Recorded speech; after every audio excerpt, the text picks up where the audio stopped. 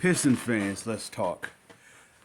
Let's talk about this upcoming, and I'm going to declare it, turnaround season. Uh, I went on record saying that the Pistons will win.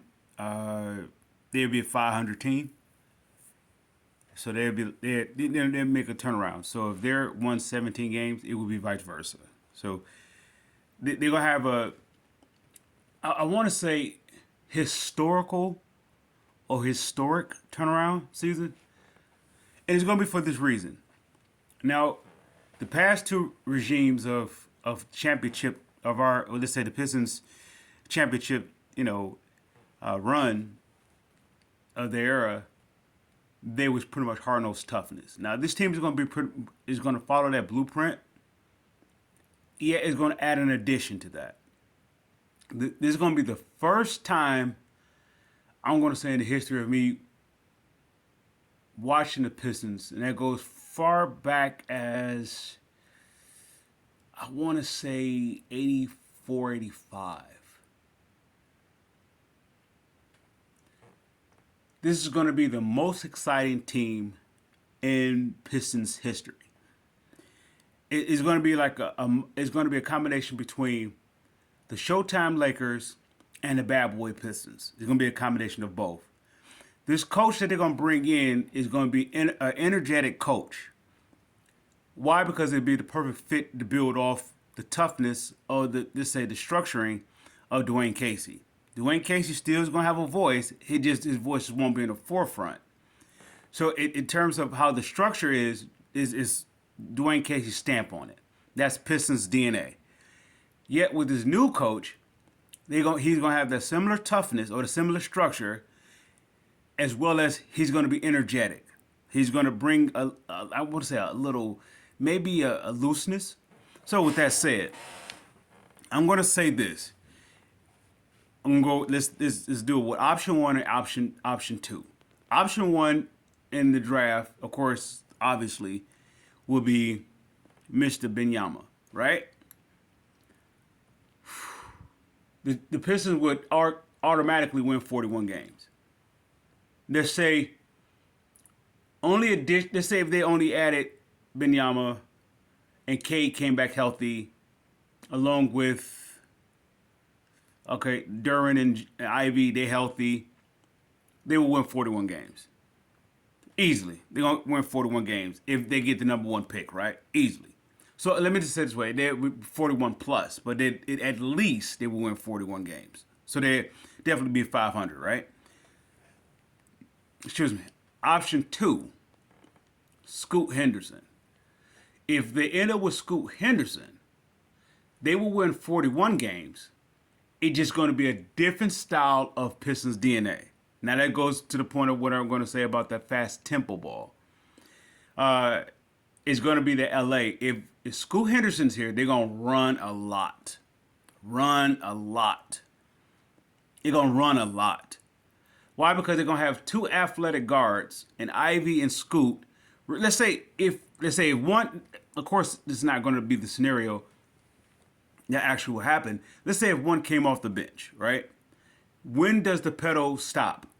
When does the foot gets off the pedal?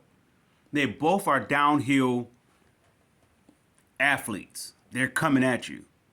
So with that said,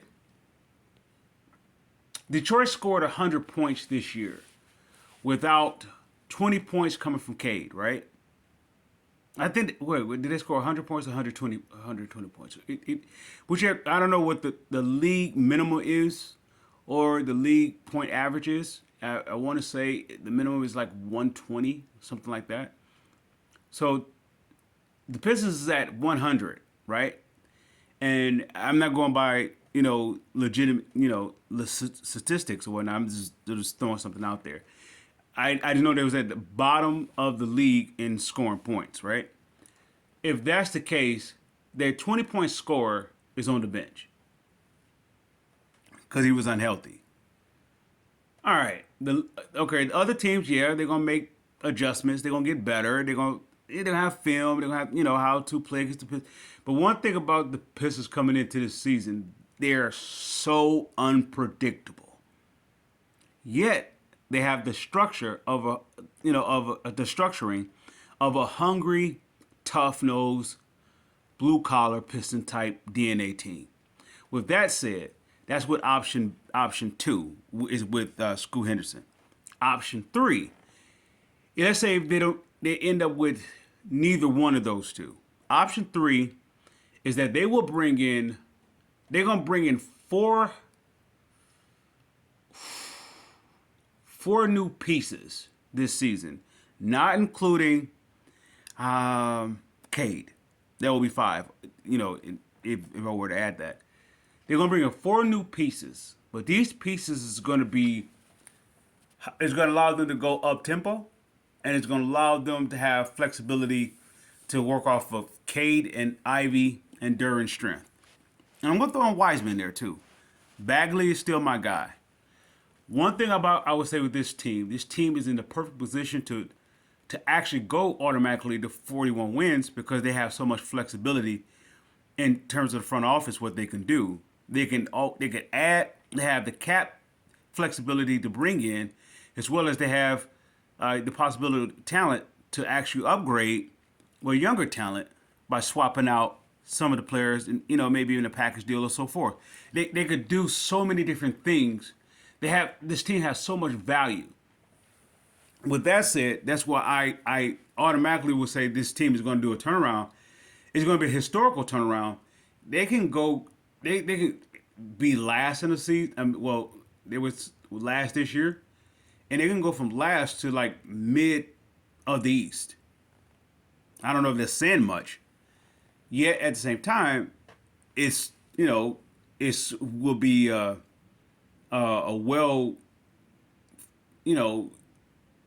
I don't know, accomplishment. It'd be a well, I don't want to say surprising. It will be a turnaround, a pleasant turnaround. It really depends on what they do in the draft. I believe Troy Weaver has his eyes set on what he's going to do. No, it's not excuse me. It's not what they do in the draft. It depends on how the balls fall in the lottery. I believe Troy Weaver's has option one, option two, option three already in place. And I'm not talking about in terms of if they get the number one, they can get Victor. That's not even option one. That's obvious. Option one would be, okay, what is my next piece to build around Benyama and this current team? How do I make the next move with that? Okay, so option two would be, if I don't get Benyama, do I trade up in the draft to go get Scoot Henderson or whatnot? That would be option two for him. So he has I believe he has like a this is like a well thought out this layout of how he's going to approach this offseason. The coach is going to be, I don't want to say an easy hire, because the hard work is already put in place. The heavy lifting is already put in place. Dwayne Casey did a heck of a job doing that. I mean, he put in a lot of work of structuring this team. All they have to do now is hit the ground and running. That's all they have to do. They don't have to do any, I guess, molding the edges or rounding out the edges. They don't have to do much of that. You have your players who's going to staple the team. Duran is like the perfect guy. Him and Wiseman next to each other is like the perfect staple of a foundation. I'm not excluding the Ivy and Cade. That's like if you have your front court in terms of, I don't want to say rim protection, but yet let's call it accountability for an offensive team that's approaching the defensive team. They have not so much of a shot blockers, yet you have something in the making with Wiseman and Derwin. Bagley, I would keep. If everything works out well. Yeah, at the same time, I could package that, and like I said, Troy Weaver has a well thought out plan, and Detroit will have four players. I put this team to the liking of years back. I want to say 94, 95 Orlando Magics when that team was firstly assembled. It was an expansion franchise, and I believe their first pick was like lottery pick was like Nick Anderson, and then they was in the lottery again, and they would end up with Dennis Scott, and then they get in the lottery again, and then they end up with I believe Shaquille O'Neal. Then they end up in the lottery again, and they make the trade for Penny Hardaway. They made one key acquisition of free agency. They brought in Horace Grant, and next thing you know, they're in the NBA Finals. I put the Pistons in the self same mode as that. And the reason why they didn't win is because in fact they wasn't ready to win. They was young. They didn't know how good they were. In terms of that they already had Houston's number, but they didn't know it. So that's something I put the same, stamp on, of a comparison with the Pistons.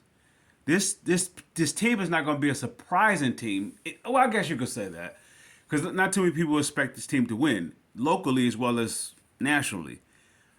If they end up with number one or number two,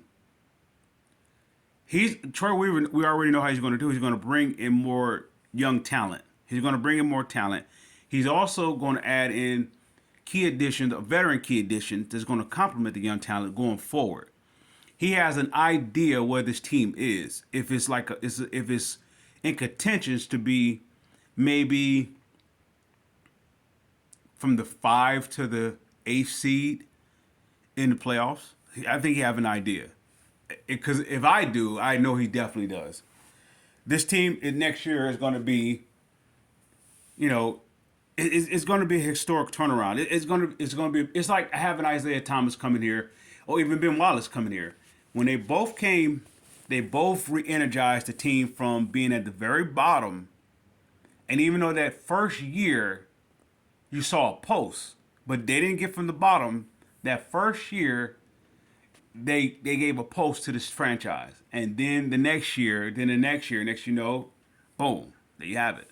They are in an NBA championship. I'm not going to say it's going to take 4 years. I don't believe they have to wait 4 years to get to the NBA Finals. It's just a matter of bringing in. You're going to swap out 4 players, I believe. You're going to swap out, let's say, Joseph. My guy, who I would like to keep, is Hamidou, but I think he's going to leave. And you're going to Magruder. You're probably going to swap him out too, and maybe the likes of a Killian. You're going to swap out 4 players. Yet at the same time, you're going to bring in 4 players. Once again, not including Cade. Maybe the guy that they stashed overseas. Maybe he's part of it.